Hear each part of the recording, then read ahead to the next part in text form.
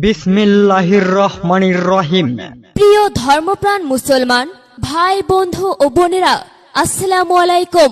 হাট হাট হাট পবিত্র ঈদুল আজহা উপলক্ষে বিশাল গরু ছাগলের কোরবানির হাট। কোরবানির হাট কোরবানির হাট। সম্মানিত ক্রেতা বিক্রেতা ও ব্যবসায়ী ভাই বন্ধু ও বোনদেরকে গোলাপবাগ হাটের পক্ষ থেকে জানাই আন্তরিক অভিনন্দন ও পবিত্র ঈদুল আজহার অগ্রিম শুভেচ্ছা। ঈদ মোবারক, ঈদ মোবারক, ঈদ মোবারক ও সাথে স্বাগতম।